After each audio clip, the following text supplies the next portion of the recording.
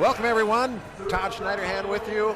Dan Woog to my side. No, we're not Nathan Cron and Mike Cook, but we're no strangers to the booth. We both worked with both of those professionals, and I'm glad to be a part of it. Welcome, Boomer. Hey, it's great. Another night for hockey. The weather's perfect. It's freezing cold and windy out here. It's 35 to 45 below wind chills tonight into tomorrow, and great day for hockey. Keeps those pucks nice and cold. We do have a few faithful here that bared the cold weather, and some coming over from Minneapolis, but I also know plenty of people watching at home in the comfort of a blanket or a fire. Bumped into Mark Steinke. He mentioned that very thing. Our better halves will be at home watching it. Probably better for them. Keeping warm, but here we are tonight, and we're hoping for another victory for the Wildcats. They've won the last 2 games in a row, and they face a Minneapolis team, a fine squad, despite being Class A. Yep, we got Lunenburg on the draw for Eagan Wildcats at center, and he wins the draw. Here we go. Let's play hockey. Chasing after it is Volbo. He gets a piece of it. Got it to Thomas. Thomas fighting for it in the near corner. Fighting behind the net. Had Lunenburg in front, but it's picked away by Minneapolis. No nickname we found out. It's the Minneapolis Hockey Club or Minneapolis High School, because it's a bunch of the high schools, whether it's Washburn, Southwest, etc. Yep, they've got a co-op of 7 different schools. Most of them are for 2 schools. Another Edison player or 2. Otherwise, they've had this for a while, and new coaching staff with Chris Grassel coming in here, taking over. Joe Dietzig, former gopher last year, was in charge, and he moved on. I was just going to say, you mentioned schools like Edison, mentioned Southwest. You think of some old gopher players for sure. Oh yeah, Joe Dietzig, he was Mr. Hockey, stud, man among children out here, and his goaltender was Derek Herlovsky. Brings back a lot of memories here, who I played with in junior hockey and who went on to play at Boston University. Broken stick in the far corner and enabled the Wildcats to have an opportunity. Ballman's shot from the point was stopped. And now Minneapolis coming across. Wildcats have numbers on defense, so they throw it in on goal. And that's steered aside nicely. Micah Strop in nets. Dan, it's a real thrill for me to see some of these seniors. Many of them played with one of my boys and your boy as well. Oh yeah, yep. It's great to see these guys. We've got a pretty heavy senior group here overall for the Wildcats. We got maybe a couple juniors and a couple sophomores as the puck gets sent up and into the air all the way down for an icing. But again, you talked about Micah Strop playing. Good for him. You know, he's working hard in practice. Austin Schwartz been getting majority of the games. Has played phenomenal himself. So hopefully Micah has a great game for the Wildcats. Just a couple of minutes gone in the first period here. No score thus far. Wildcats have had 1 shot on goal. Larson and his pass in front. Woo! Get that puck for him. Brody Kaiser! His dad's watching from home with the flu. Love it. Coach Mario will make sure he gets that puck. What a great pass by Larson. He chipped it around the defense and out of the zone, went through the neutral zone, and Kaiser busted his butt to get up in the play, and he got his first goal of the year to go with 5 assists. That feels good for your first varsity goal. I don't know how he got left so wide open, but man, he sure buried that shot. Glove side high. 1-0 Cats. Well, what happened is at our blue line, their offensive blue line, our defensive blue line over here, when Larson chipped it past their defenseman, he went around the guy here on the near side, and then the other middle D started coming across. That created the 2-on-1, and he came all the way across, and Larson did a great job dishing the puck over, and we got a 1-0 lead for the Wildcats. Shot got through, looked harmless, but Strop did a good job of steering that to the corner. That's what you're taught. Get it out of the way. Little scrum now. Finally kicked out there. Volbo watching it closely. Ooh, turnaround, quick shot. Missed high, and the Wildcats up ahead. Here's Captain Liam Thomas, dumps it in. Probably chased by Pavlik in the corner, or behind the net, rather. Ooh! A little from behind there. Mr. Turner just got to slow down. You see the numbers facing you, you know. Pavlik able to keep it in, or keep it from getting out of the point. Now lost control at the point by Ballman. Minneapolis dumps it in. Ballman steers it up. using the boards. Pavic tried to keep it moving, but it's back to Ballman. Long pass, Thomas. Give and go to himself, trying to win that race off the side of the net. Wildcats not able to keep it in. Back after it goes Ellertson. Being bothered there, so Ballman picks it up off the boards. Good support across there. That was Ben Williams coming across, take that loose puck. They have to touch up there with Nygaard at the point, and now Minneapolis comes back. 1-0 Cats early on here. The first shot on goal, although I think they did make a save earlier from a Ballman shot from a point. Scrum in the corner, and again, Brody Kreiser with the first goal for the Wildcats, his first of the year, and it's always make, coach's kid, probably a little pressure. I've been there, lived that, and my first goal took 23 games, not 13 or 12, mine in college, but it was a game winner in overtime, so very memorable, and I'm sure Brody will also remember that one for a long time. I remember it as the day Pops wasn't there. Yeah, stay home all year, I guess. There's a chance of the shot and a goal. Willie.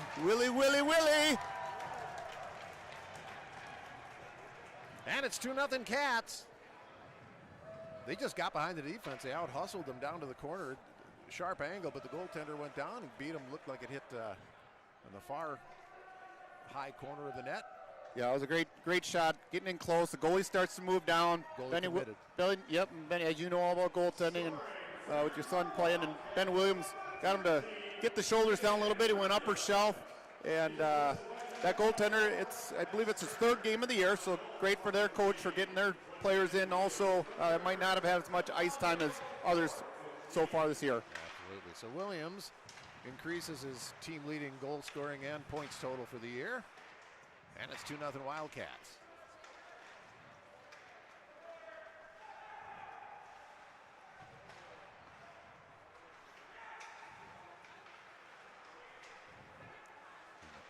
Corner looks like Turbo chasing and trying to get it out, but it's kept in. Shot into the near corner. Trying to steer it ahead and fighting behind there is Forrester. It's good to see Charlie back. Charlie was out for a week or so, I think, maybe a couple weeks. Good to see number 10 back in white. Centering pass was deflected by Turvo to negate an opportunity for the Minneapolis club. One of the things you'll see when Schwark was in the net, he'd try to catch the other team on line changes. All 5 Minneapolis players went off. The puck came around behind the net. Micah did a good job stopping the puck for a D. If he gets an opportunity, he could also move that puck up ice and see if we can catch them on a line change. Pavic keeps it in the zone. Volbo trying to pinch a little bit to keep it, and he's got it, so he skates it to the circle. Centering pass. Pavic unable to get a piece of it, but Ballman keeps it moving. Volbo behind the net.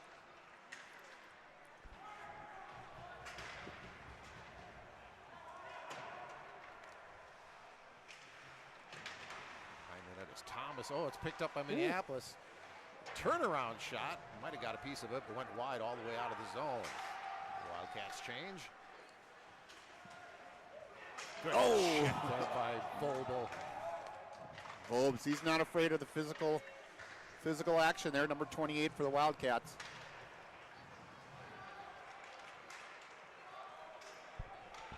He's one of the guys that plays pretty well, chest to chest, pretty clean hits, gets the best of most of them. Shot from the dot. Beats Strop on the left glove side. And Minneapolis cuts the lead in half. Just a good quick shot there. I don't know if there was a screen, but yeah, beat him with a high shot, glove side. Yep, tough to see from this angle. Puck came out for the corner. Guys well positioned in that lower slot, just shading the strong side. Gets puck left-hander, rips it upper right. And 2-1 game now. Eagan over Minneapolis right now with 10:34 left, first period. On the draw, Turner moves it ahead, brings it into the Minneapolis zone.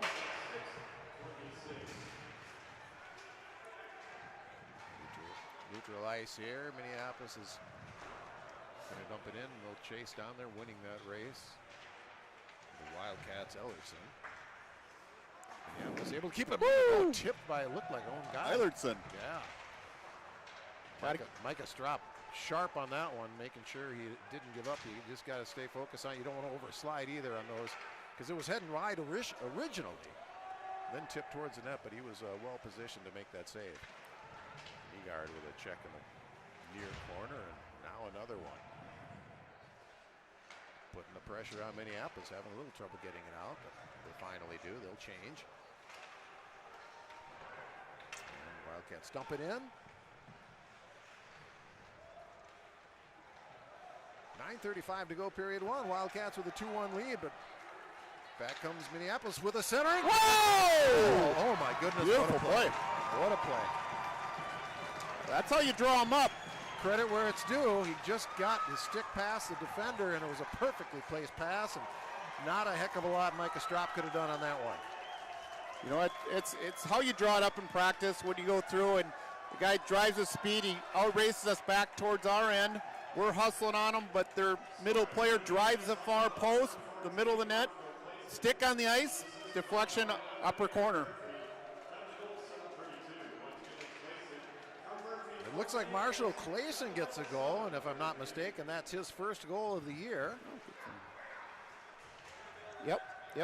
So the Wildcats now with Lunenburg dumping in, and suddenly We got a game. we've got a game here. Vogel from the Oh, deflected by Pavic. Oh, what a great, and we had such a great angle on that, Dan. 3-2 Wildcats, just like that. Important to answer, and to answer that quickly, even better yet. Smart shot from the point. Pavic there to deflect it in. I believe 5-hole. Yep, beautiful. Vogel, low shot. Pavic goes to the net. Smart hockey play. Deflected, throws the goalie off at the deflection, a change of the angle. And we get 5 goals every 8 minutes. We're going to have a lot of fun tonight.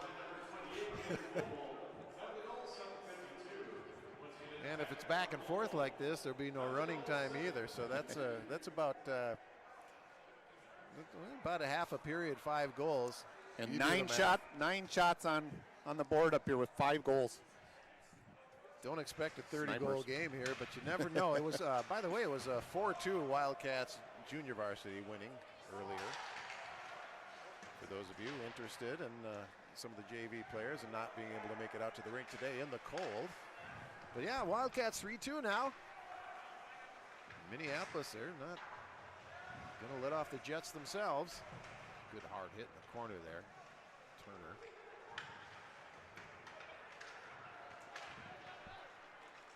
Back come the Cats, trying to get around the check. Oh, picked up though by Turner. He's skating into. Oh! Nice stick. Ooh, good idea. Centering pass to Williams, but it didn't connect. Would love to see Turner dish that puck to the near left side there. Nygaard was wide open coming in the zone. Would have been a nice opportunity to move the puck there. Here's a 2-on-1 coming back. Cross ice. Too hot to handle for the Minneapolis player. Centering pass, he was on his back. He would have been better if he had been a right-handed shooter. Oh, nice move by Williams. And a rebound. Smothers up. Good individual effort by Ben Williams, though. Yeah, he came in the zone on purpose. He backed in the zone, controlling the puck. So that's allowed when you back into the zone. The puck comes later. That's allowed if you have complete puck control. And he did that. He's shielded with his body. He's got a good frame. I think he's about 6'1" or so. And look to see if he had anyone to pass to. He didn't really, so he turned and fired it on net. Winning the draw, but losing it out of the zone of the Cats. And up ahead, Minneapolis moves it ahead. Got to be careful here, but picked up in the D spot there and off the board and picked up nicely by Larson. Larson's bringing it in. Throws it on net, steered in the corner up into the protective netting. You know what? There's a couple things that just happened on this last shift down towards our end of the ice and then back. One of them was when our D committed to the neutral zone. 17, Brody Kreiser came back, supported all the way across, and ended that rush. Then when the puck came around to Ballman, number 8, he's bottom of your screen here with his butt facing you, but he did a good job. He was getting pressured, but he softed enough. He got it through the first forechecker, and that got it up to Larson to give him an opportunity to get up the ice again. Lunenburg wanted to draw to Pavic. He got a shot that was blocked, but Pavic fighting to keep it going. Now it's in the far corner. They get it out, unable to bat it down with the mitt. It's Larson, and it goes all the way down. Ballman will pick it up there. Nice forechecking by Minneapolis to create a turnover, but they're unable to keep it in the zone. Goes all the way down. Goaltender stops it as it was their own player who had shot it down. And now it goes the other way. It was tipped, so no icing. Strop plays it nicely. Forrester moved it ahead. Hey, Souvenir. That one might have hit Kreiser if he was standing there. The other two guys moved pretty fast, Mario and Paul McGrath. These guys a little quicker on their feet, I think, behind the Eagan bench. 6:50 to go in period number one. Wildcats have a 3-2 lead. They jumped out to a 2-0 lead. Then Minneapolis struck back with 2 goals, but the Wildcats quickly answered after that. And it's 3-2 at this point. Shot all the way down. Minneapolis past Nygaard, but it's picked up by Vogel, and he'll throw it back to the other end.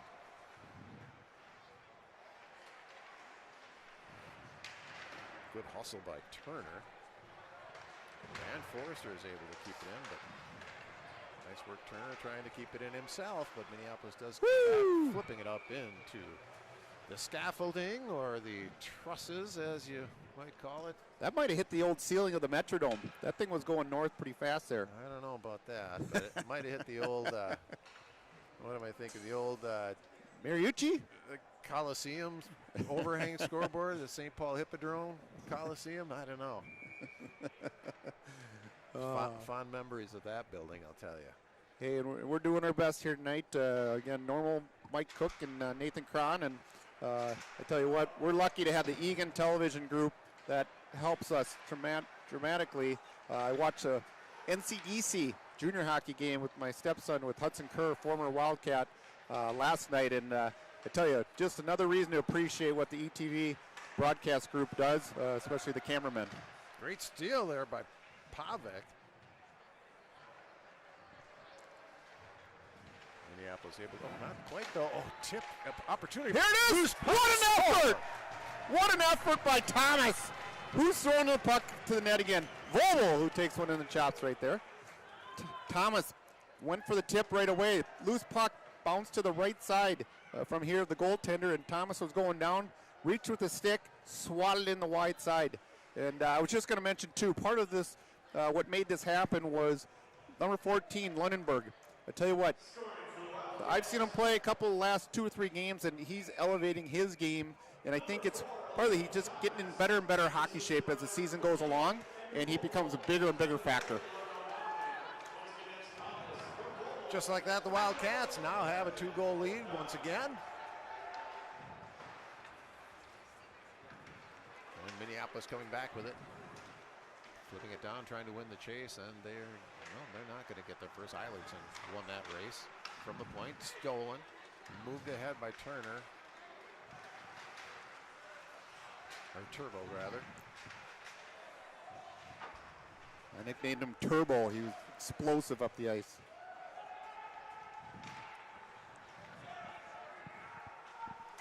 Moving it ahead, tipping it in.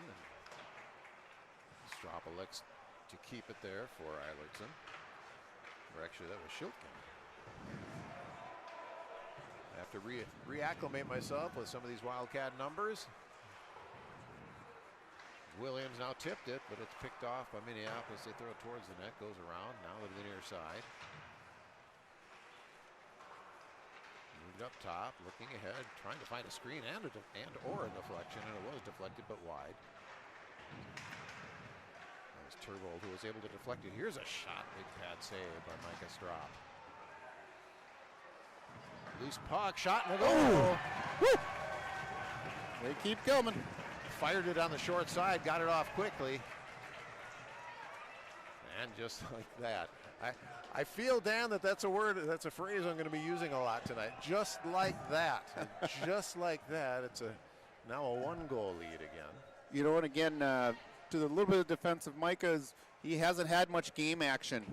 So he'll continue to get better, I think. And again, it's not, guys aren't being guarded either. So as you know, you can't just say we got 3 goals against, it's all goaltending. Heck no. Guys have been open, shooting the puck in the slot against them. Yeah, that puck was loose and it was too close, and then it was a quick release too. And just good hard shot, glove side. So it's 4-3 Wildcats. Wow, great transition there. Got to take this team seriously. Oh, puck hit the referee, and now here comes Minneapolis. But great D-to-D, Forrester to Ballman up the ice in that last play. Turner's change of direction, able to keep the puck moving, trying to regain control of the Wildcats, batting it off the back of the net. Got to be careful here. And picking up now for the Cats, Forrester. Nice. Good puck control Smart play. Good saucer pass here, too. Bringing it up ahead is Ballman. Ballman escaped around the D. Brought it in. Oh, he tried to bank. I don't know if that was intended. Banked it off the shin guard of the defenseman. Ended up out of harm's way. Oh. Well, interesting on that last breakout, we went D, Charlie Forrester on the net. He cycled it back to a forward, and then the forward cross ice was Turner. He hit Ballman coming up the ice in the neutral zone. So it's fun to see the guys get that confidence to get up in the action. Centering pass that's blocked. It could have been dangerous. Marshall Kozer was in front of the net waiting for his or Clayson, I should say, waiting for his second goal of the night and season. Under 3 minutes to go, first period. Wildcats 4, Minneapolis 3. You heard that right. 7 goals thus far. 2.5 minutes left in the first period still. We could get a couple more. And Dan, the goals have by and large been either great plays or great shots or both. Absolutely. We don't really have too many off the shin pads and in like Kreiser used to score. Wildcats almost caught on a change. They are able to catch up. Good stick by Vogel to keep that from becoming an opportunity.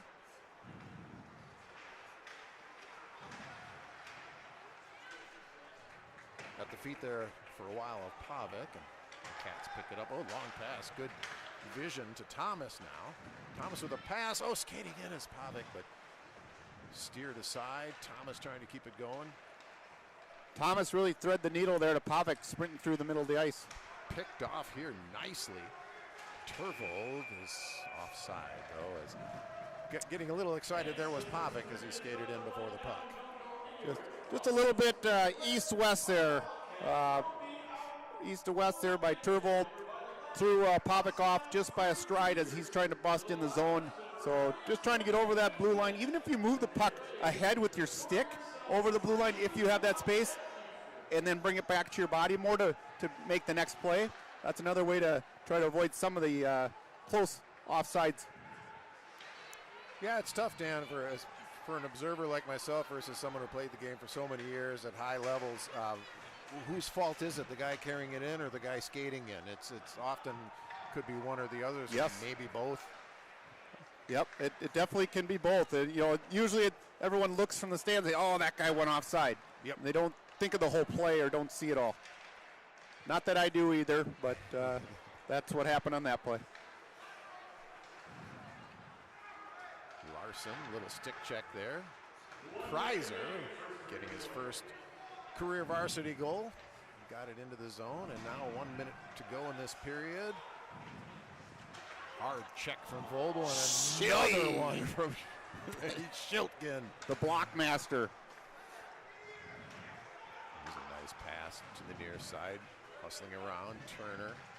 Oh, a little too fancy at times. One behind the back earlier didn't connect, and this one through the leg didn't connect. Might want to save it for practice. Nice work. Ballman working his man off the puck, and Turner there to pick it up. 26 seconds to go. They got to get it out of the zone. Knee guard. Passes it back. A wise choice, I think, and got it ahead to Williams, who was able to tip it, so no icing.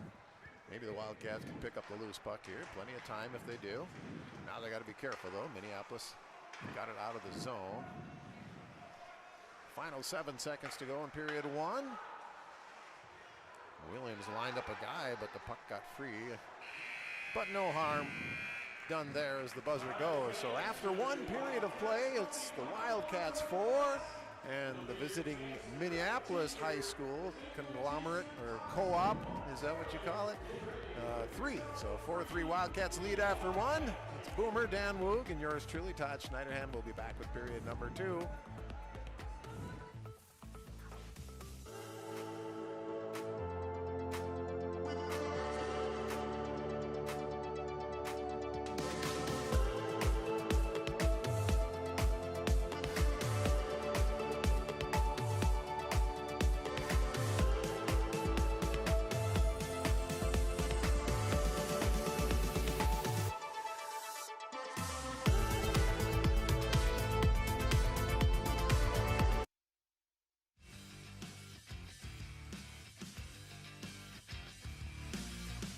We are here to help you stay safe while riding your e-bike in the city of Eagan. An e-bike or an electronic bicycle is a bicycle that has pedals and it has an electronic motor that assists with pedaling.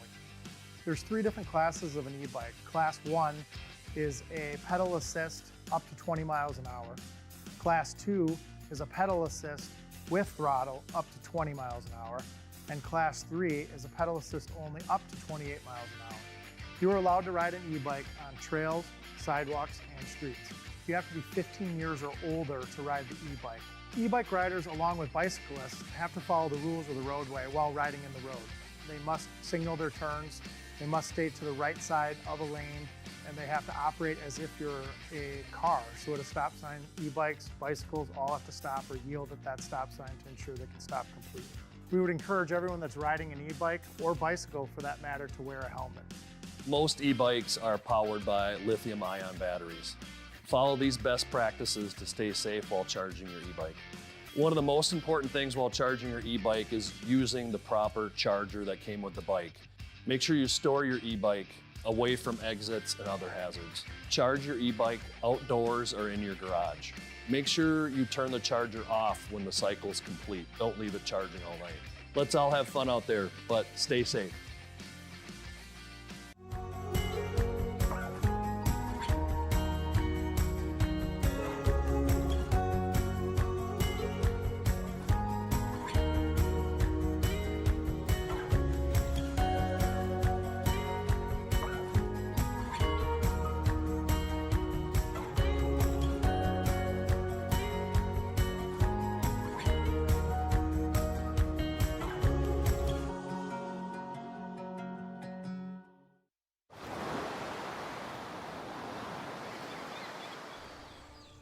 Hear that? That's the sound of your life. Perfectly imperfect.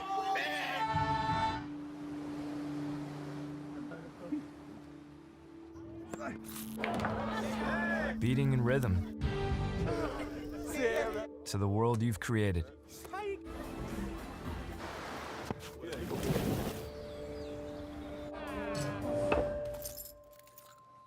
But every time you drive after drinking, the music gets drowned out. Your life sounds pretty great. Don't let a buzz ruin it. Buzzed driving is drunk driving. Don't drive buzzed.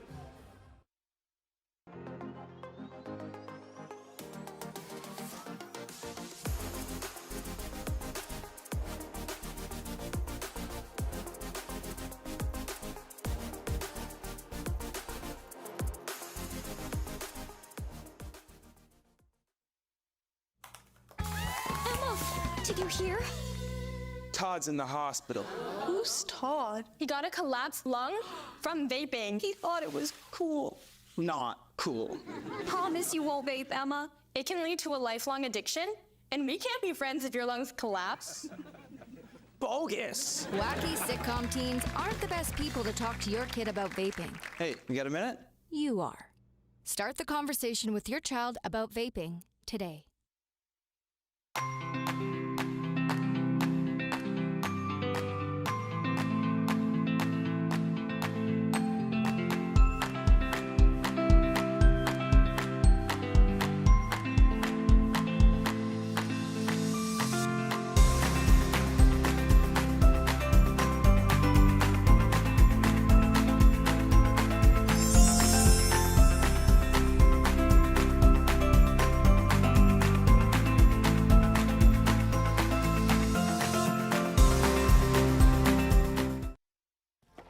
For decades, I've taught you everything I know.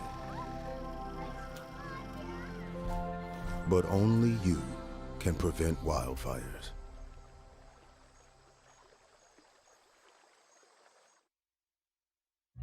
Everyone has a ritual, that small thing to keep us focused.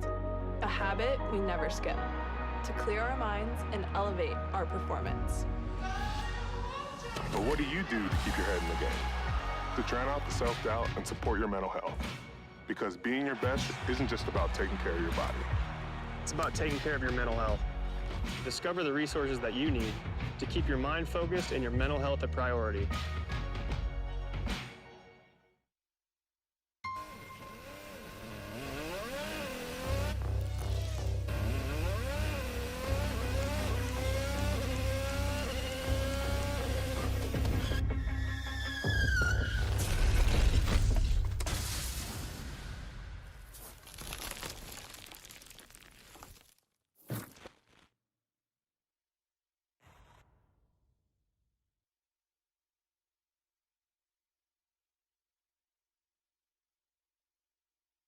Whether it's our stories, the warmth of our laugh, or our family's secret sauce, we all bring something different to the table. So make some space. The power of connection is waiting right outside your comfort zone. Learn how you can help strengthen your community at belongingbeginswithus.org/teamup.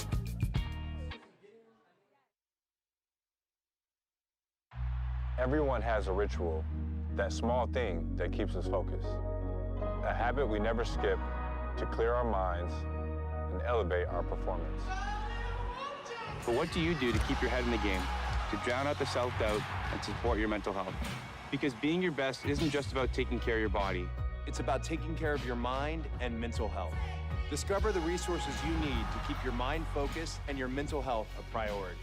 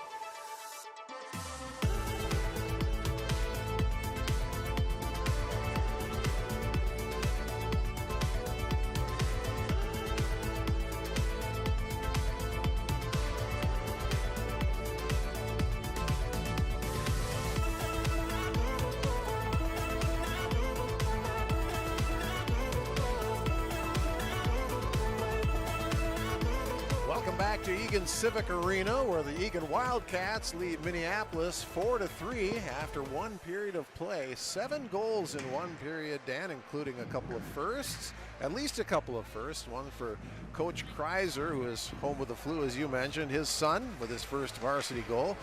Minneapolis also having a first for them. But Dan, a lot of exciting, only 9 shots to 7 officially, but really a lot of good plays and a lot of good goals. It's fun for us as spectators to be able to see the play open up a little bit. Again, maybe not as a goalie parent, you love it the same as I do as a kind of a forward parent, but seeing the pucks go in the net, seeing people cheer. I mean, there's another number of other plays that have happened too that have been really nice and good effort.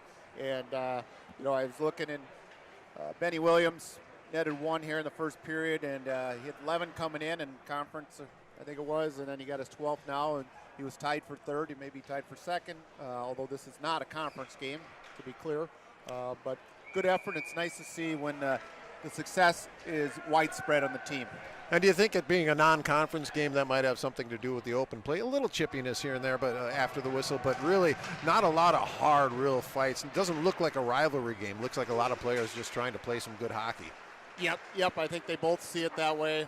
You know, again, there is no ill will built up over the years, or like you said, rivalry, neighboring cities there as puck goes out of play into the Minneapolis bench. And also Minneapolis, they've got, again, no nickname, but they've got new coaches behind the bench this year for head coach Chris Grassel and Tony, forget his last name, met before. Nice guys, young guys. It's good to see that energy and people who've been in their program and played years ago stay within and give back.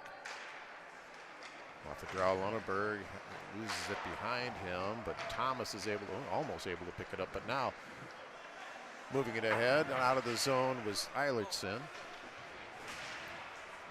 Off the near wall here. Every time Thomas leans into somebody, he's got a big frame and he's strong. Well, he's one of the many players that I had the good fortune to see playing with one of my boys all the way back to Squirts.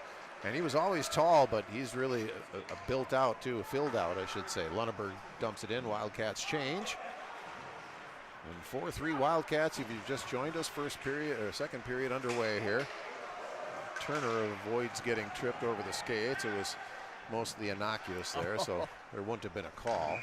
Icing on the Wildcats. It was the right idea there. That was Benny Shilkin trying to rip it up the ice. I think it was Nygaard there waiting at about the red line, and the puck kind of short hopped him a little bit, which means that it hit the boards right before it got to Nygaard. And when there's an ice buildup, a little bit of an ice buildup along the yellow part of the boards against the ice there, that puck, flat puck hits it, it skips up, and it did just that, went all the way down for an icing. Off the draw, they're tangled up, they're tied up at the dot, but Wildcats able to control it now. Ballman tried to move it ahead, now gets a second chance, but Minneapolis being tenacious there. Pass is tipped ahead, there should not be an icing. Williams chases, loose puck. Oh, Turner throwing the body. He's not afraid to do that. Ballman unable to keep it in, but able to help out as Williams. Far side moving it ahead was Shilkin. Oh, nice little move, but checked into the corner. Nygaard looks like he's going to be okay. Gets a shot in the back for good measure.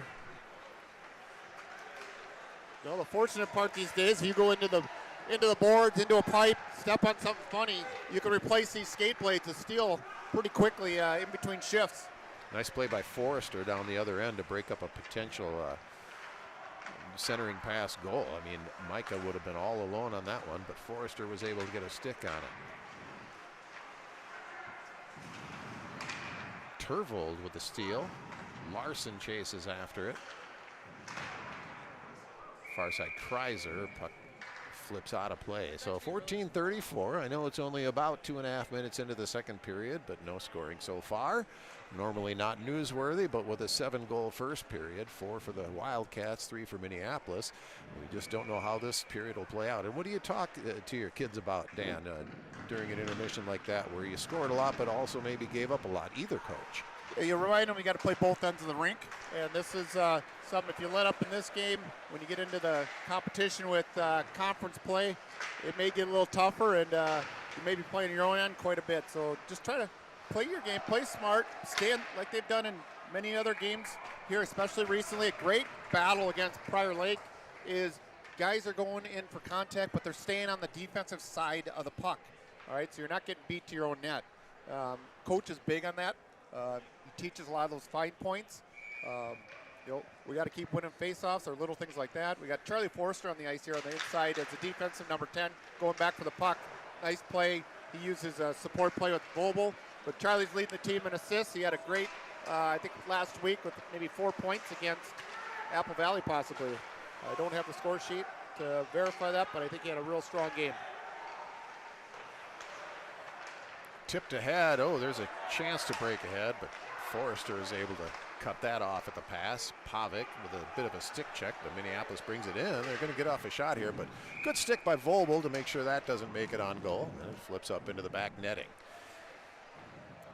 13:41 to play. Wildcats 4-3 in the lead. Non-conference game against Minneapolis. Yeah, and the Wildcats have 2 big games coming up. Not to overlook this one whatsoever. But with Eastview as a league game coming up on Saturday at 7 o'clock. If you're around and the weather's not too bad, come watch a game live if you can. And then another battle will be next Wednesday against Lakeville North. And these are the teams that we're neck and neck with, basically. Oh! Shot from the point, stays on the ice. Looked like Strop tried to steer it with a stick aside, but it might have slowed down in front on a deflection. And that throws off the timing. You see that all the time, even in the NHL level.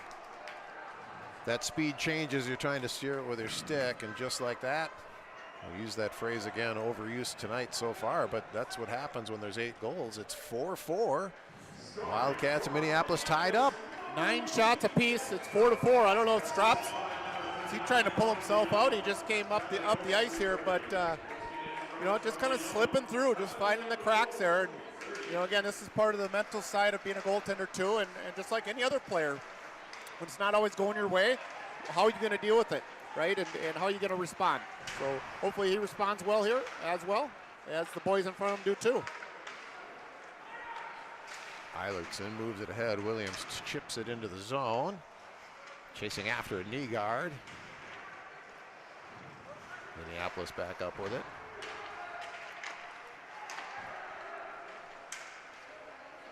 Pass just a bit too far.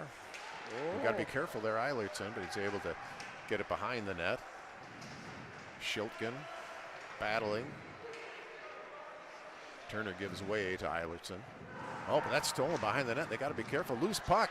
Strop didn't know which side it was. And now he's going to have to kick it forward to Schiltgen. And that's not able to clear. But Eilertson picks it up, uses the boards to move it ahead. Oh, he tried to feed Williams with it, but a good cut off there. That was kind of funny to see Schiltgen trying to take up the ice with the puck. He's a left-handed player, but a right-footed player, looked like, because he did not have a stick in his hand as he started moving up the ice with the puck.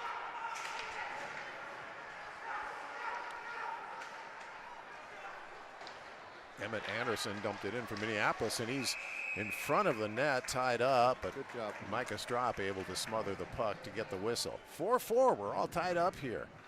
Nicely done by Micah there, controlling as it comes in. Let's get the jitters out if there's any still there. This is probably that's a good thing, and looks like maybe the plan too would be splitting some of the goaltender work, but we got Austin Schwartz coming in here to play the second half of the game or so. So that did look like that was pre-designed, would you say, because it looked like Micah was heading out earlier, or I actually after that last goal, I did take a look at the bench. Okay. And again, not pointing fingers on the goaltender here necessarily, but I could tell he looked like he saw something. He was going to have to come off. Okay. And I think it ended up being where I looked over and I saw to the right side of the bench in the walkway was Austin Schwartz. He was taping his stick. He was putting the white tape on his stick. And I think that might have been part of the delay of when they did actually switch. Gotcha.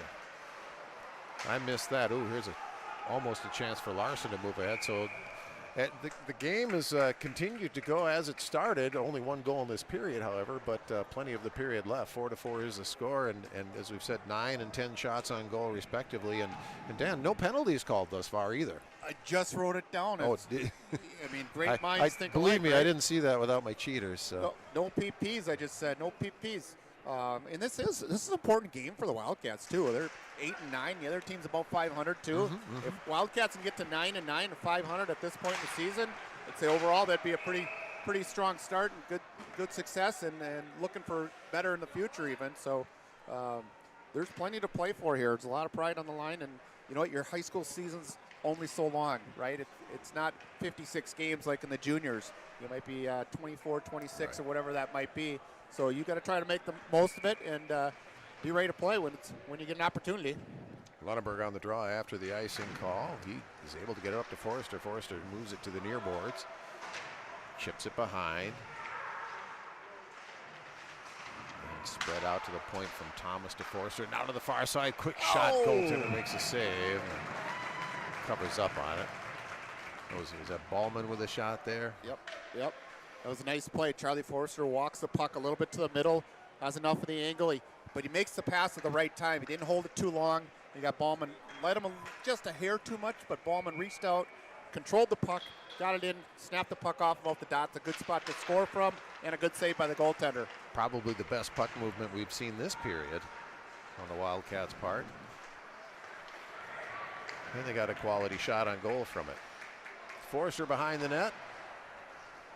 Schwark, the goaltender now. Beautiful. Wildcats moving it ahead, trying to feed Pavic, just not able to get a stick on it, and in fact he didn't even touch it, so icing's the call.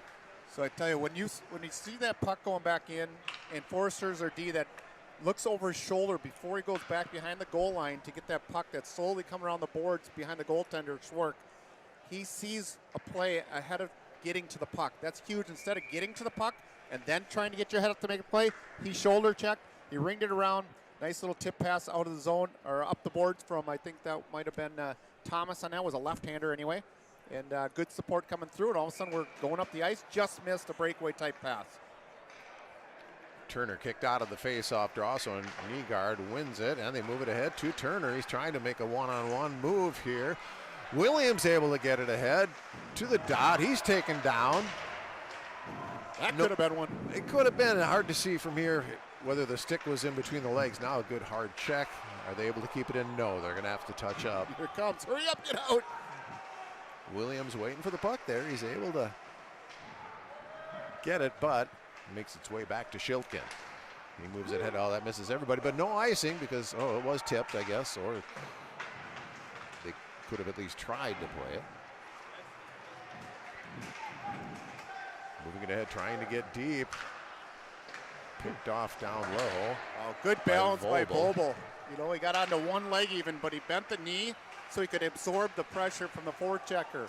Great job by Vobel. Here's a shot. Oh, it got through, but it did not go in. Schwartz got a piece of it with his pad, and it steered wide. Here's a nice block by Shilkin, but that's going to hurt his hand for a little bit. Minneapolis earlier wanted a tripped call, so maybe even Steven on the missed tripping penalties or potential. Good point by you. Wraparound attempt, but he didn't quite get it out in front enough to tuck it in. That was Larson. Now Larson picks up the puck in his own zone. Hustled back and moves it ahead. Trying to get it ahead for Turvold to maybe chase after it, but Wildcats will regroup.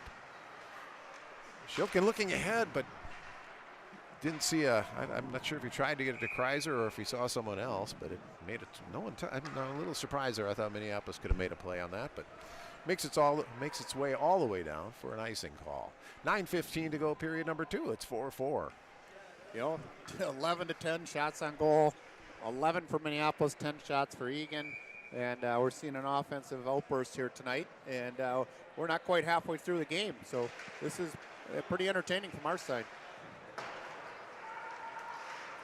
Shot misses the far corner, as you can see nicely from this vantage point. Trying to chip it ahead is Kreiser. Woo! Puck deflected up into the what was that, Wildcat bench again there? What I liked about that is the pressure.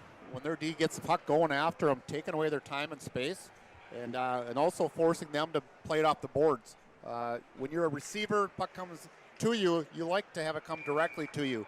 When you're catching a pass from one of your teammates, you don't want to have it bounce out the boards, ring it around the boards. That's something else you got to worry about besides someone going to come breathe down your neck and maybe separate the gloves from one another. Shot from a point makes its way, a blocker save.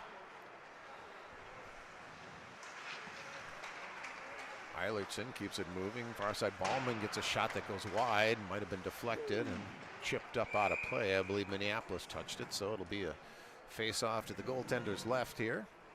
Nice D-to-D play there. That was Eilertson, number 18, bottom right of your screen here. He didn't have a lot of space, so I like the confidence. He put enough on it so it's not going to get intercepted over to Ballman. Ballman grabs it, doesn't have to really dust it off. He just throws it at the net, and it's fun when you're a forward. When the defensemen like to throw the puck to the net, going there, you can get rewarded. Captain Thomas, one of the captains of the Wildcats now. Far corner, going 2-on-1. Lunneberg, the big catcher, power hitting catcher. But as Dan said, he's gotten himself into really good hockey shape as well. Eilertson now picking up for the Wildcats. He's got a stick tied up, no hooking, no holding of the stick. Play goes on.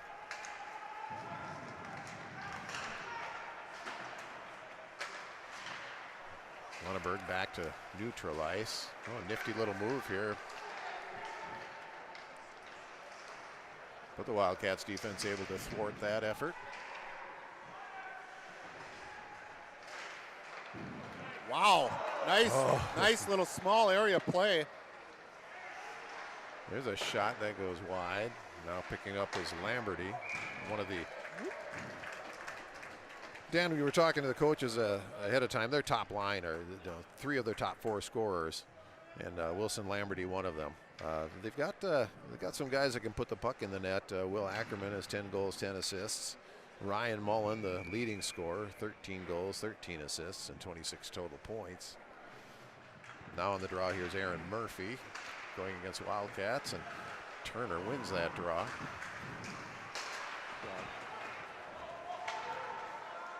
On paper, this is Minneapolis' third line here jumping out.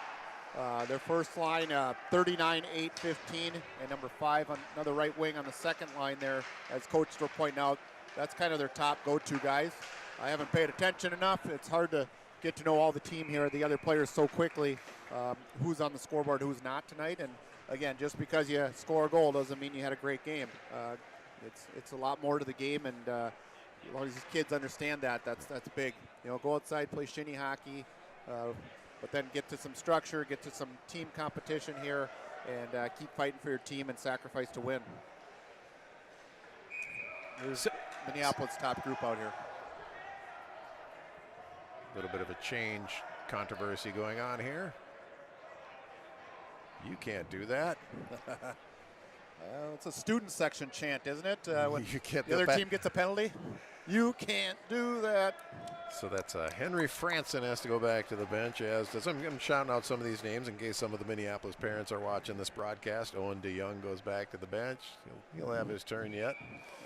And Todd, this may have been a little bit of a strategy by the Minneapolis coaches, where they've got a lineup sheet also, and they saw, on paper anyway, our third line going out, and they might have wanted to match it up with their first line on an offensive zone faceoff as Kreiser goes through the neutral zone. Larson throws it in after a good, strong effort by Kreiser prior to that.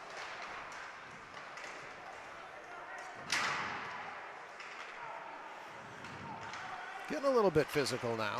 A little more open first period. Larson tips it ahead, and Volbel tries to move it. And another scrum here. Oh, neatly picked out of there, and a nice little maneuver there. Kreiser with a shot. Turvold with good hard work to make that play happen. Now Forrester up top. He gets a shot of that. Ooh, we had a deflection opportunity there. Now Volbel from the far side, tipped around the corner. Know who's standing in front there? Big number 20 for the Wildcats. Larson. Garrett Larson. doing that's a good job for him to do too. Here's a chance ahead. Here's Kreiser. He tried to hit Thomas with it. He's still able to pick it up. Might get a shot off. He's waiting for the rest of his teammates to join him on the play. Oh, and he gets a pass that's deflected or tipped, but that was Pavel.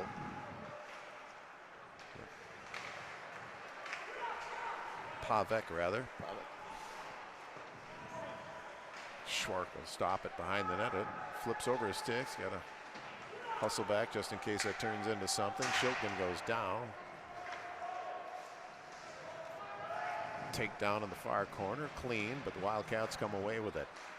Pavek now. He tries to make him move around one player. He's going to chase after it. He's kind of alone down there as his teammates get in their positions, hoping for a puck to come out their way, but instead it's flipped all the way down, and this will be icing. 5:03 to go in period number 2. So the wide open play, Dan, has not really been much of a part of this period, and a lot of the scoring opportunities haven't been there either. And I don't know if is it a strategic difference of play? Is it a tiredness? Is it better defense? Adjustments made? Maybe all of the above. I don't know, but not quite the wide open play we saw in the first period.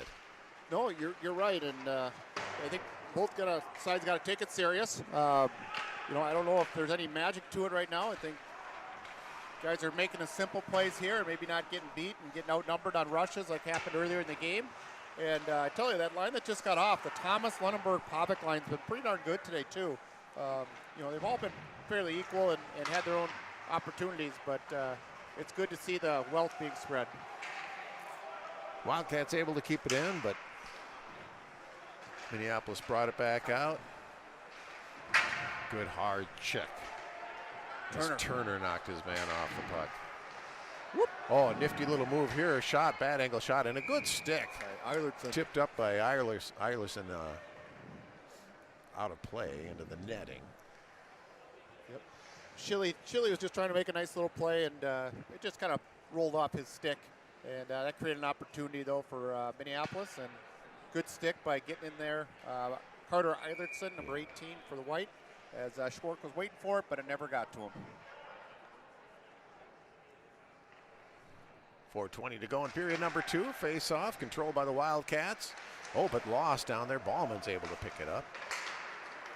Keep the play moving for the Cats, and Liam Thomas. Oh, he's going to take it by himself and gets a shot. Stick save, but it's popped up in the air instead of high into the corner like you usually try to do. Thomas will try to keep it in. Ballman does. In front of the goal mouth, but Minneapolis is there. Oh, there's Ballman. Ballman and then Thomas. It was from behind, maybe not enough force, I don't know.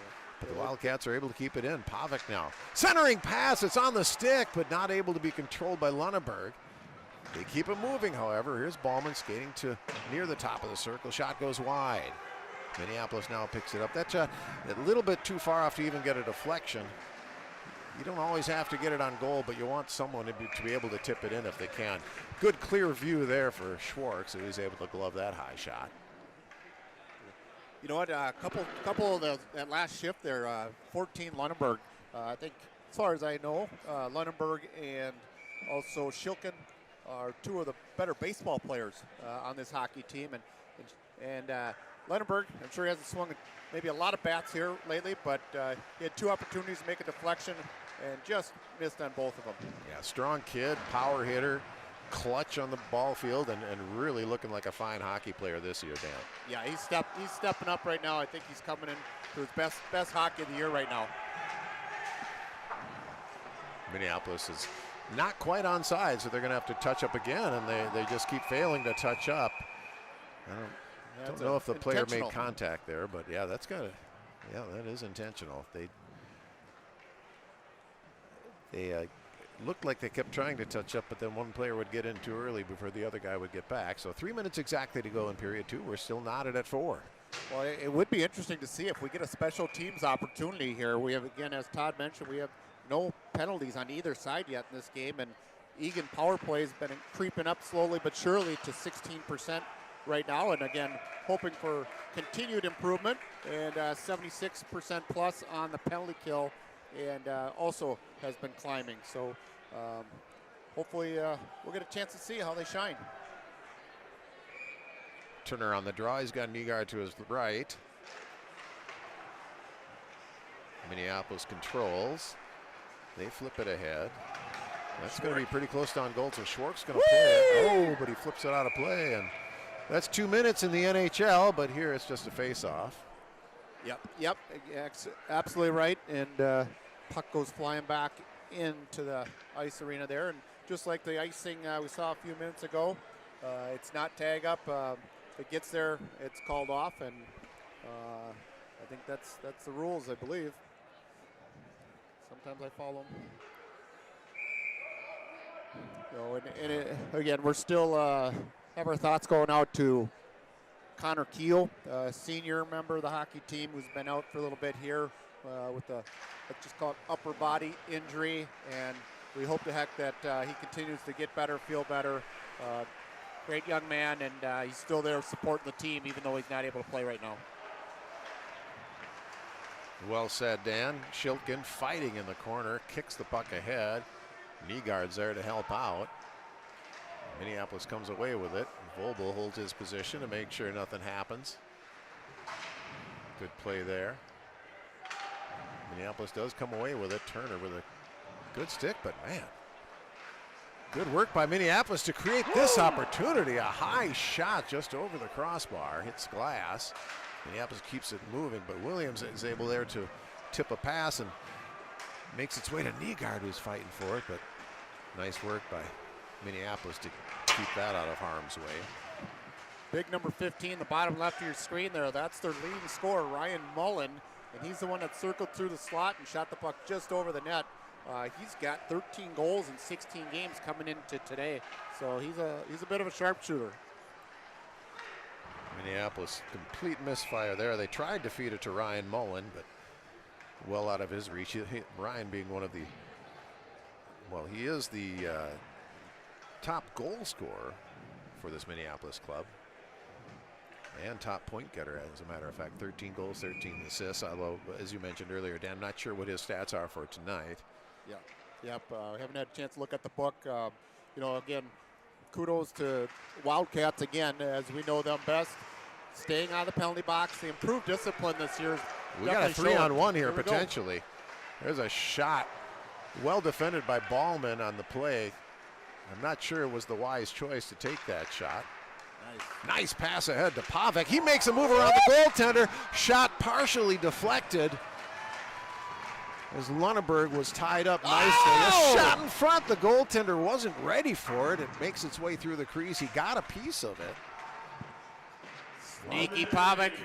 Now with 1 minute to go. Here's a shot on goal that was, well, not quite to the goal. It was headed towards it, was deflected wide. Nice job by Eilertson trying to get that puck, because there's a madhouse going on down there, and he tried to get the puck back into all the activity going down in front of the net for the Minneapolis goaltender. They tried to feed it ahead to Kreiser, who had to fight for it. They're able to get it into the zone. Goaltender keeps it behind the red line. Now Minneapolis back, less than 30 seconds to go in period number 2. Still a 4-4 tie. Neutral zone, good angle. The puck's starting to come up the ice. Kreiser at a great angle. Clears that, takes away the opportunity for the forward to come through the neutral zone with a good angle. Gets past Eilertson. They got to be careful. Less than 10 seconds to go, but there's danger in front of the net. The puck is loose. Turnaround shot. Schwartz has to be ready, has to pop up and down. And the buzzer sounds. He had to make it look like to be a couple of saves down there. Wow. My Grandpa Bernie used to say, oofta. And the Wildcats escape a little danger there to keep this game knotted at 4. And the shots on goal still low, well, comparatively to the score. 14 shots apiece, 4 goals apiece. So period 2 comes to an end with the score right there, 4-4 Wildcats in Minneapolis. We'll be back soon with period number 3.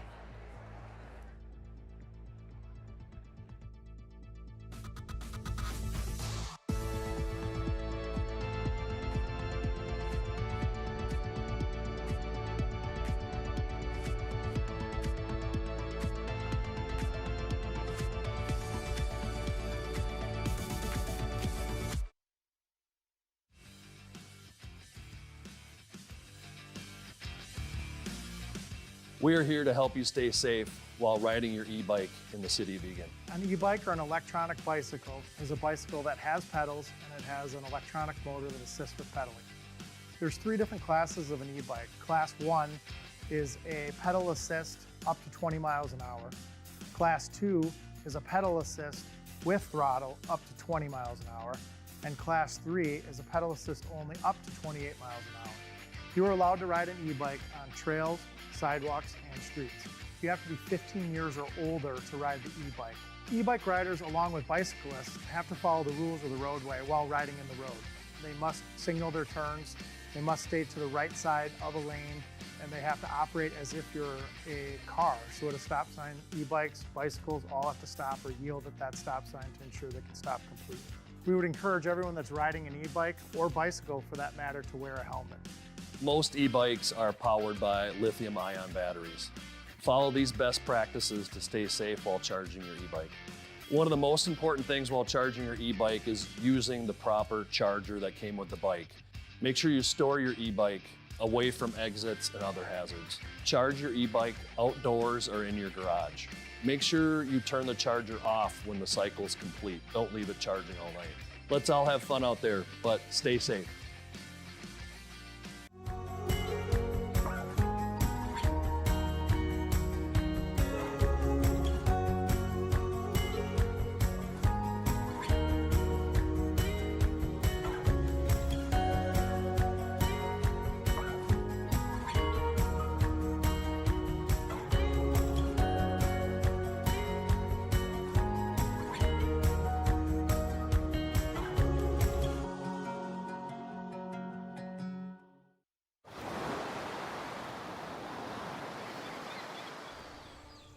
Hear that?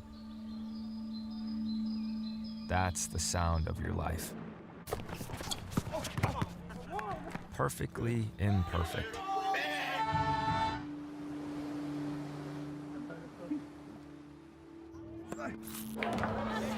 Beating in rhythm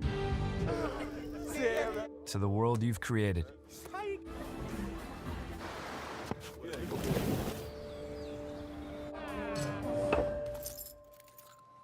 But every time you drive after drinking, the music gets drowned out. Your life sounds pretty great. Don't let a buzz ruin it. Buzzed driving is drunk driving. Don't drive buzzed.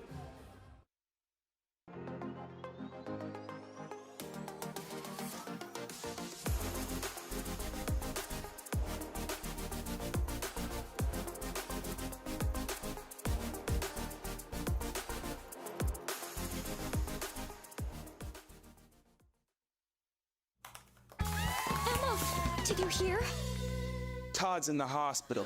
Who's Todd? He got a collapsed lung from vaping. He thought it was cool. Not cool. Promise you won't vape, Emma. It can lead to a lifelong addiction, and we can't be friends if your lungs collapse. Bogus. Wacky sitcom teens aren't the best people to talk to your kid about vaping. Hey, you got a minute? You are. Start the conversation with your child about vaping today.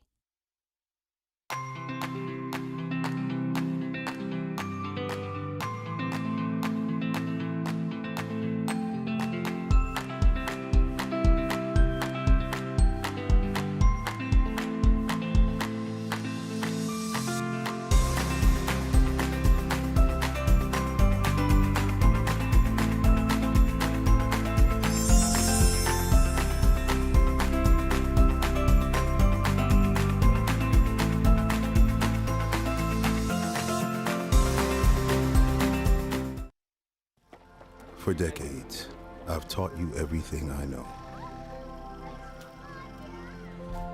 But only you can prevent wildfires.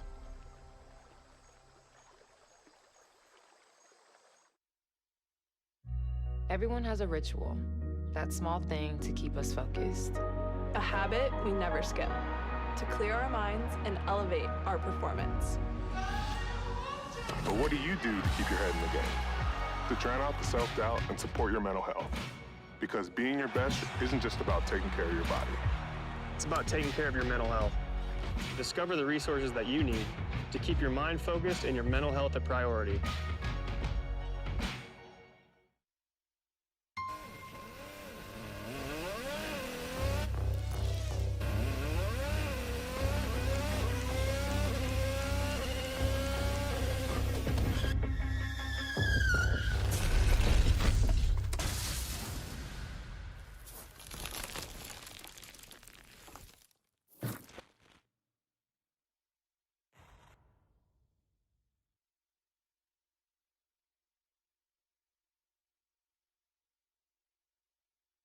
Whether it's our stories, the warmth of our laugh, or our family's secret sauce, we all bring something different to the table. So make some space. The power of connection is waiting right outside your comfort zone. Learn how you can help strengthen your community at belongingbeginswithus.org/teamup.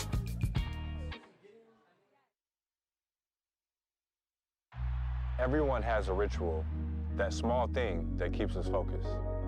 A habit we never skip to clear our minds and elevate our performance.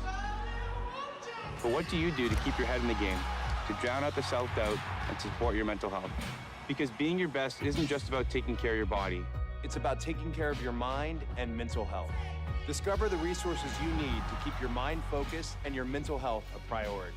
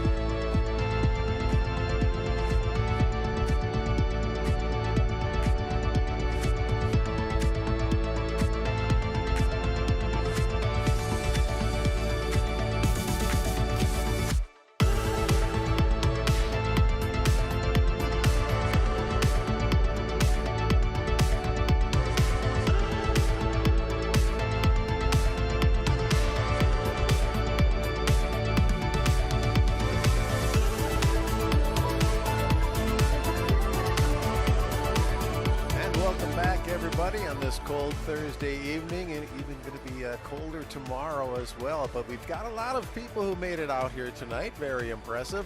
We're the Wildcats and Minneapolis, the Minneapolis Cooperative Hockey Club, are tied 4-4 after 2 periods. Not a lot of shots, but a tale of 2 different periods, Dan. Dan Woog, Boomer by my side here. I'm Todd Schneiderhan. Thank you for joining us tonight. Mike Cook and Nathan Cron have the night off, and we'd be remiss not to mention a special birthday tonight, Dan. Yep, Mike's daughter Jenna, I think it is, and Mike's been texting me. He's behaving himself also, and even if it is numbered, is it 21, Todd? I believe it's 21, so hopefully he's having a nice beverage with his daughter, enjoying the game tonight. I do know from his text, though, that he might have missed a goal or 2. Yeah, he goes and changes clothes, and 2 goals are scored. So hopefully he does that. Well, the Wildcats can score a couple more here, and just for the game so far. Again, there was some nice playmaking on some of these goals, but we do have goals from Brody Kreiser, got the first goal. We've also got goals from Blake Pavic, Liam Thomas, Ben Williams. And again, that's not to say it wasn't some great assists on the play, but just want to notate that. Very interested to see how these teams play this period, but I'll tell you what, the Minneapolis bench is fired up. They must have had some kind of a pep talk in between periods. They're banging on the boards over a check, and I mean, just like you do over a good check, but they're fired up right away. We'll see how the play resumes. When I don't miss that Shakopee and Canadian style, when you start the period, they start banging their sticks on the outside of the boards. It's so loud, and but if that's what gets you going and gets your team rolling, nice paddle of the puck there by Austin Schwark to get it out of danger. That puck was floating right near him by that right post.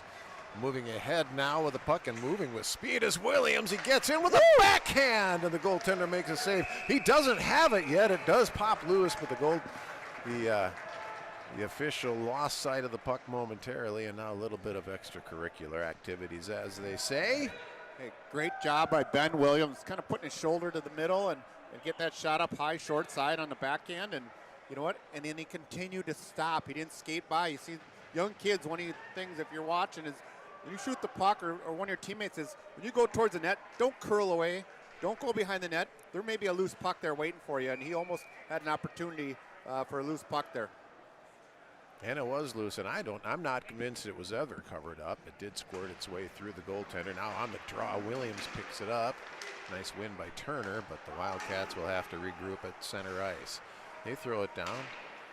We'll chase after it, but takes a favorable bounce, but it's stolen here. Pass just out of Nygaard's reach. He throws it towards the net, but nobody on the doorstep over there. Oh, not able to keep it in, but trying to avoid a 2-on-1 here. Good check by Turner. So what could have been a 2-on-1 break just turns into a dump, and the Wildcats not quite able to get it out to Nygaard, so Minneapolis flips it the other way. And that was that no quit, I'm not quitting play by Benny Shilkin there. You know, things didn't start right, but he never gave up, kept fighting, and maybe saved part of an odd man opportunity there. Puck was deflected on its way down, so no icing. Wildcats trying to keep it moving. Nygaard was able to get it to the point where Turbo throws it towards the net, but goaltender makes the save. 4-4 still. Early part underway as the third period here. 14:52 to go in this one. In regulation, I should say, the way this game has been going. Yep. A night like tonight, you know, why not watch or play some hockey? Larson skates by it. Kreiser gets it blocked in his skates, but he didn't see it, so Minneapolis clears it down behind the net. Forrester was the Wildcat player behind there, and now again the Wildcat player loses sight of the puck, but Eilert's unable to make sure it clears out of the zone. Schwark will play it behind the net. Forrester looks ahead, looks up ice, nicely moves it done ahead to Turvold. Turvold has Larson with him. Gotta be a little careful in those offensive zones. You get to the blue line, there's no space. Either dump it in at an angle, dump it, or just chip it past the defenseman a little bit, and then make him have to turn with you. Here we go. Good job by Vobel. Good work by Vobel getting his body and getting the lift on the stick. But you're right, Dan. It looks like when you don't see anything, that's the time where maybe you do need to just make sure you do get it deep. Now the other way, trying to, a nice little drop pass, a screen shot. The whistle's just about a half a foot past the post, and now the Wildcats come back the other way. Thomas breaks in his sharp angle. Flying into the goaltender, and that's going to be possibly goaltender interference, although it looked like he might have been checked into the goalie. He was driving the net. I don't know if he was driving the net for sure. And that was Vobel. He might have had a little help, but he might have. Good, that goaltender. I'd hate to be the goalie in those positions. You know, you're pretty susceptible to, a body mass coming into you without much warning. Seeing it live, I think the official is making the right call here. That Vobel hit him pretty hard, but there really wasn't anything he could do to avoid that contact, and that's what the referee is explaining to the coach of Minneapolis right now. Very, very legitimate questioning by their coach. Absolutely. Also, just the guy was taking himself that direction, and maybe he got hit up a little bit there. And when the contact is that hard, you just got to wonder, couldn't he have done more to avoid that contact? But I really don't think so. He's skating hard towards the net, and he misdirected by the other player. Since you're a goalie, Dad, and you're not defending the goalie as much as I probably would, I agree with you. Yeah. Well, I think fair is fair. Believe me, there are many a time where goals that shouldn't have counted went against, and you might have heard from me up in the stands. But in that case, yeah, the goaltender, unfortunately, fortunately, he's well. Unfortunately for him that he had to take that hit, but tough kid shakes it off. He's ready to play. 4-4 still here. 13:32 to go in the period. The girls. Eagan girls varsity was winning 1-0 up at Blaine, and looks like it's 1-1 now. End of the second period. Eagan varsity girls playing up at Blaine. The announcer's jinx right there. Thomas tries to make hand contact with that and moved ahead. Ooh, hit from behind. Now that was a pretty high hit with the possibly elbow. And a finish. We might see a penalty coming up pretty soon because there's been some chippiness here. I wouldn't mind seeing him take free. both. Vobel tried to clear it away. Good job by the Minneapolis. Actually, good job by the Minneapolis skater to avoid snow plowing and avoid contacting Austin Schwark. He still got a little bump for his efforts, but I can't remember a game where it's been 0 penalties for the whole game on both sides. But it might be kind of fun if we do see a matching. Coincidental to see 4-on-4 hockey open things up a little bit. That might be kind of fun. Face-off control by the Wildcats. Eierletson whistles it across, and it makes its way to Williams, and Turner's able to pick it up. Tries to dump it. Nygaard will chase after it. Nice job getting body low. In position. That's right, using that leverage, and creates an opportunity for Turner. Williams in the goal! Forecheck, pay it off. What a phenomenal backhand sauce by 24 Turner. Williams with his second goal of the night. Quick wrister off of that centering pass. Beats the goaltender. 5-4 Wildcats. Wow. Again, tons of credit. Forecheck pressure by Nygaard first to the left of the goal. And he does a good job. You can see him bend down low, taller kid, bend down low, get that leverage. Puck goes behind the net, Turner reaches out, he gets it, and Williams backs up into an open area in the low slot. Great backhand, and lands right on the stick of Williams, who buries it for a 5-4 lead for Eagan Wildcats. Now we'll see how Minneapolis responds. They've responded very well tonight. Each time the Wildcats have taken a lead, even a couple 2-goal leads, they've been able to erase. That's a big-time shot there. Well, that's a big shot. He snapped that thing. Nygaard loses a stick, trying to move the puck forward. There's also another loose stick earlier in the play. Well, Ballman will make it across center ice and throw it to the far corner. Kreiser making chase, doing a good job forechecking. Hard work pays off. They get it to the point. There's a low shot. Goaltender having a little trouble playing it, so creating another opportunity with good hard work there, Dan. Again, it was multiple players doing things there. Kreiser comes in, gets the right angle. The puck actually bounced off the referee first, but then as Turvold comes in to get the puck, he really lets it come back to the point, and the shot was put on goal there. And we had players go in the net too, so there's multiple good things in that shift. Had the possibility of a deflection on the way as well.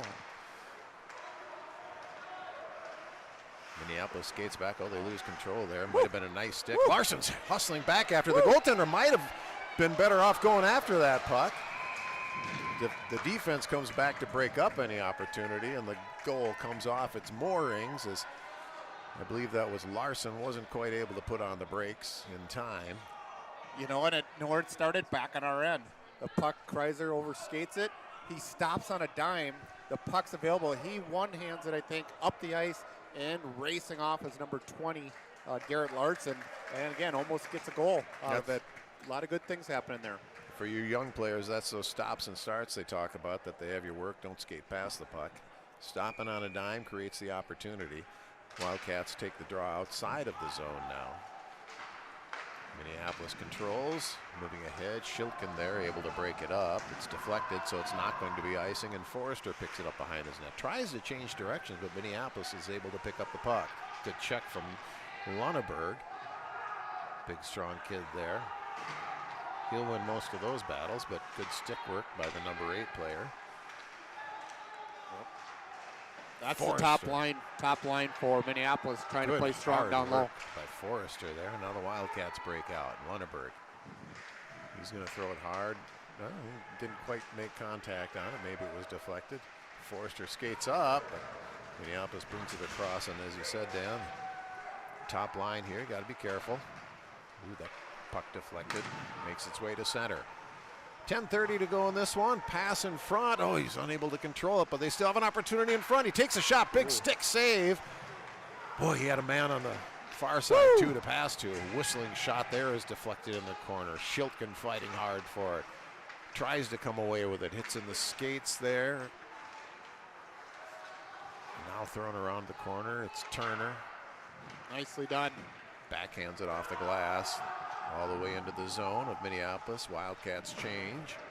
10 minutes exactly to go in this one. Ben Williams looking for a Hattie here, perhaps. Turner with that right kick attempt.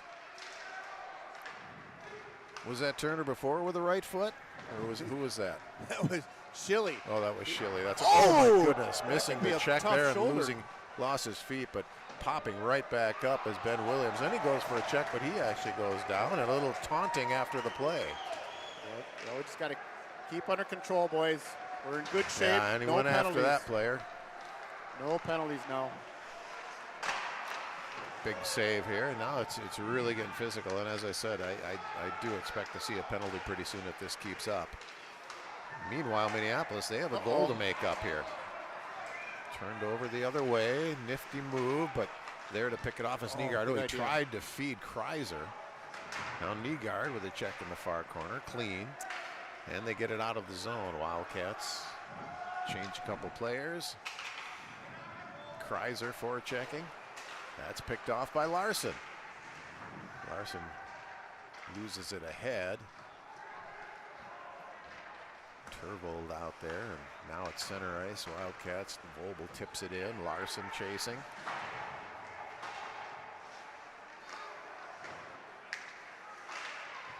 Nice coverage there. Allows the defenseman to step up when Turvold came back and followed right in behind Ballman to allow Ballman to step up. And we've had a couple of those today. Last shift, it was also Lunenberg doing the same thing, helping out on the defensive side. Things are kind of amping up here. Ballman gets it deep. Centering pass, but it hits the side of the net. Maybe he tried to bank it off of somebody. That puck makes its way up into the netting. 8:03 to go. 5-4 Wildcats. Third period action. Here in Eagan Civic Arena, where you go indoors to warm up. Very true. You know, we got 8:03 left here. Again, Wildcats up by 1. 9 goals. I think their highs combined is 11 this year, as Mr. Cook pointed out earlier. So hopefully we can get a couple more. Centering pass, and there is a shot. Oh, Lunenberg was on the doorstep. Just evaded his stick. Shilkin will hustle after the puck in the far corner. Good hustle by Minneapolis. But Shilkin comes away with it. Takes a check after he gets rid of the puck, and now Thomas tries to move it ahead. Pavic there.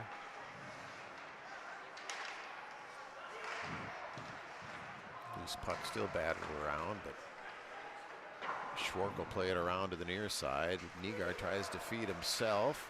Now a good hard check from Lunenburg. Forrester gets it to Nygaard, tries to catch it with his skate. Maine is able to pick up control, but there's a turnover at the neutral zone, but a long pass to Nygaard. He skates it in. That was a late hit. Now he's going to hit him again. The referee lets play go on because they were both kind of bracing for it. No one had the advantage on that. Some stick work there, but 3-on-1. Good work, boys. Oh, that's a good hard check by Turner, and the man had the puck, so it's clean. The arms are starting to get up a little bit higher though here. And you got to wonder which call are they going to make, because some of these hits technically are late and not legal, but just don't want anyone getting hurt, you know? Yeah, you don't want anyone to get hurt, and they keep raising the bar a little bit and getting away with it. At some point, someone might get hurt. So I'm still anticipating a call here if this keeps up. Totally agree. Trying to go 1-on-3. That's a failure. Wildcats able to pick it up. Ballman got it to Williams. Tries to move it ahead. Volbo will pick it up there to Larson. Larson moves it up ahead. Oh, nice rink-wide pass. Skating in as Williams. Gets a shot where his stick got hit, so he didn't get much on it. 5:45 to go in this one. Regulation at least. Turvold will hustle after it. Gets it to the point. That shot goes well wide. The shot from, I believe that was Shilkin from the far side. Yep. Minneapolis skates ahead. Oh, they just out of the reach of Will Ackerman, one of their top goal scorers and point getters. But icing is the call, and the Wildcats will get an offensive zone face-off. You know, I really noticed this year, it feels like the Eagan boys are playing stronger. Again, staying on the penalty box for the most part. I think they're averaging about less than 3 penalties per game, which is really showing. I mean, you're what, 7-8-1. I mean, you're competitive. You played some good competition. You know, it keeps you in the game, and it doesn't wear out some guys more than others that are on the special teams. Shot towards the net was blocked, picked up by Minneapolis, skating hard to the side and perfectly deflected up and out of play by Schwark, just like they teach you. Many hours spent at Stauber's goal crease or wherever you train goaltenders, and that is textbook. Yeah, a lot of hitting after the whistle and all that, Dan, but not, nothing like a stick infraction or no high hits to the head or anything like that. So I think they're letting some of that go, just as long as no one's getting hit from behind. Yeah, I do. Ooh, that guy tried to swipe into. I always cringe a little bit when the players start coming back. The defense comes back for the puck, having to retrieve it with their back, facing the player. Heads up here. Yeah, puck stolen. It always makes me nervous because it's one trip up, one bad edge, and it could be a pretty ugly time. And like earlier when one of their players was taunting, well, then we go after him. I'm like, well, but the puck's still moving, You don't want to take yourself out of the play just because you want to go hit somebody. Just stay smart out there, by and large. Now, that could have been a takedown, but maybe Ballman was trying to draw it. So probably a good no call, and the Wildcats come ahead. Thomas feeds it to Pavic, makes a nice move, tries to pass it back to Thomas. It goes behind the net. Minneapolis regroups or brings it the other way. Forrester there to pick up the loose puck. Boom, boom, boom. Shilkin will start it up again. Pavic able to deflect it so they can get a change. No icing. Minneapolis comes back, a 3-on-3 here. See what they have drawn up here. And that is a fantastic save through that screen. It might have even been deflected. Nice shot there as he played the defender and tried to get a screen. He created one, but Schwark was there to make the save. You know, and I think Austin Schwark, I think he's probably had 6-8 saves or so. He came in with 12 minutes left possibly in the second period when he came in relief, and he's pitching a shutout, which the team needs right now, and we got to keep making the smart, simple plays. You're less than 4 minutes left in the game. You stay on the right side of your check. Try not to turn the puck over at the blue lines, and keep it going 200 feet away. There's a shot, tipped up into the netting, just like we saw Schwark do on the other end. 3:36 to go in regulation. Wildcats holding on to the 1-goal lead. It was 4-3 Wildcats after one, but only 1 goal scored in each the second and third periods, as the teams are playing a little rougher, not quite as open. Again, no penalties called tonight. Yep. It would be quite a time to have one called this late in the game and this close of a game.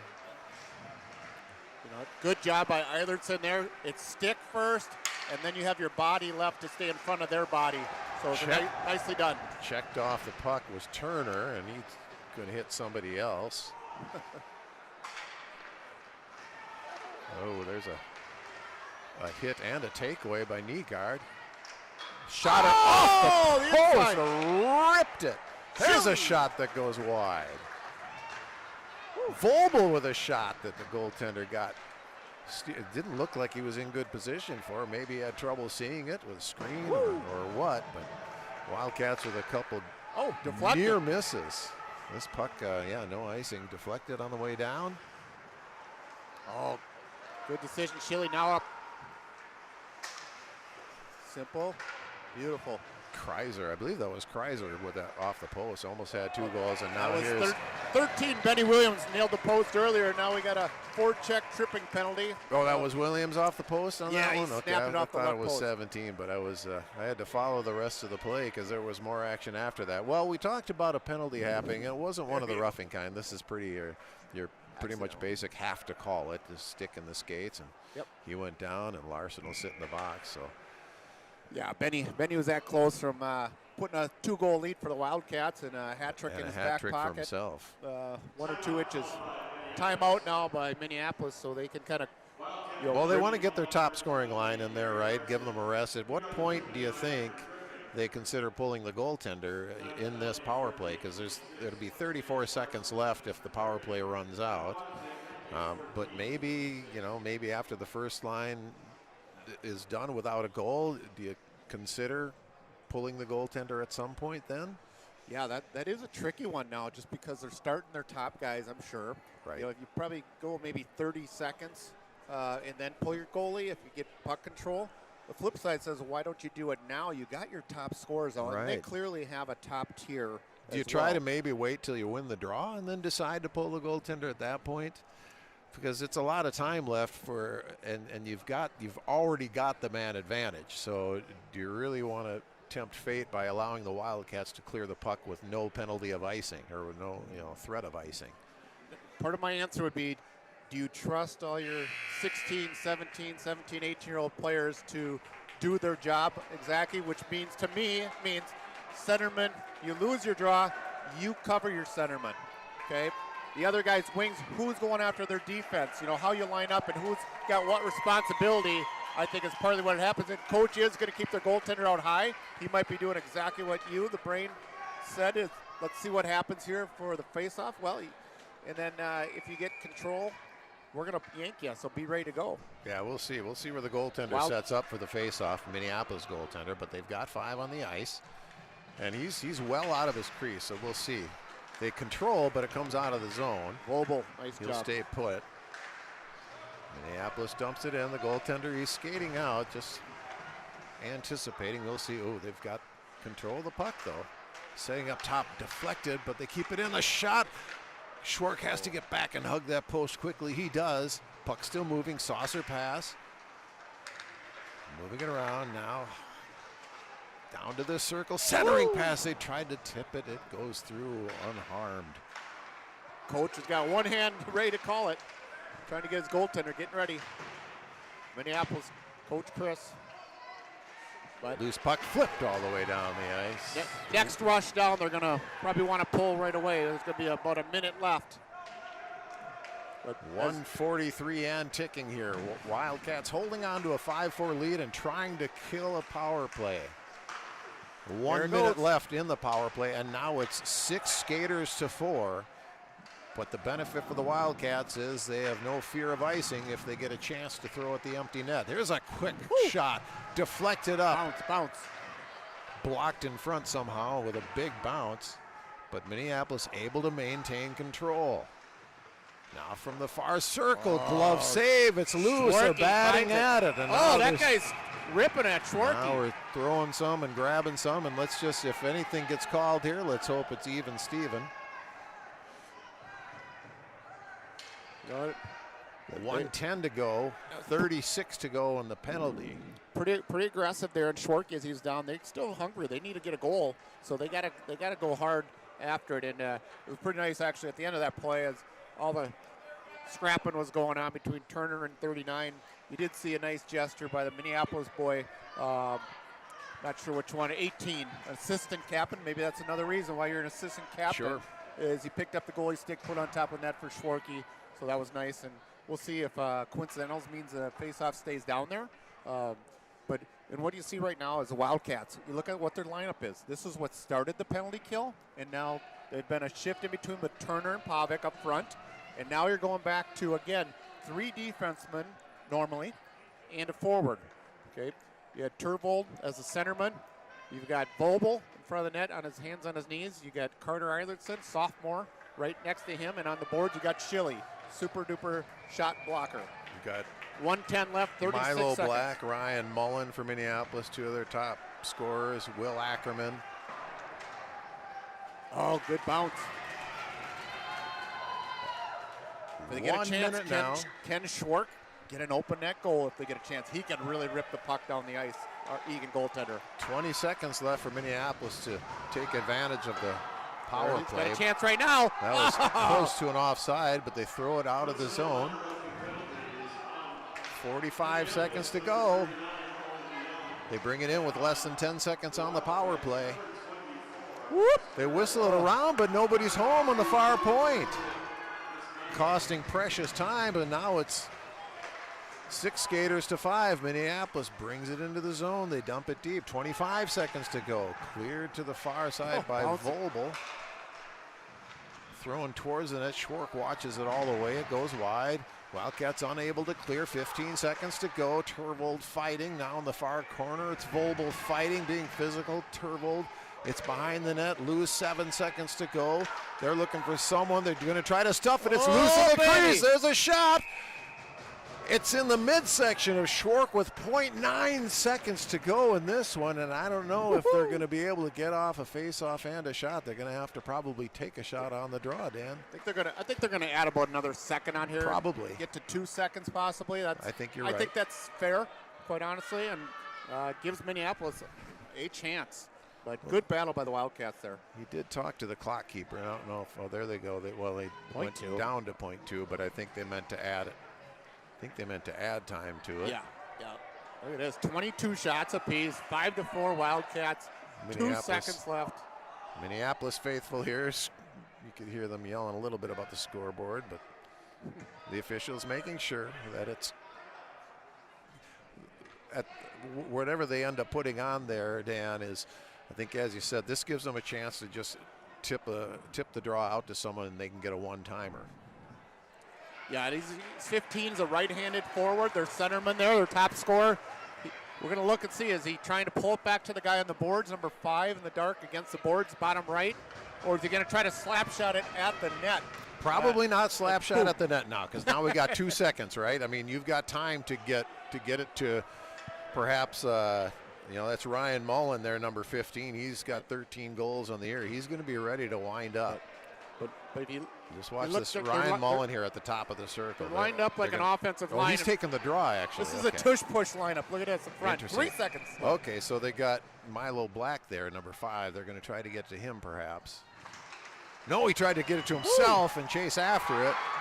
There's a shot loose, and they tip it. It's loose still. Slow. It took a while for that clock to get started, and they actually started it with 3 seconds, but I think there was a little finger delay there on the clock to start it.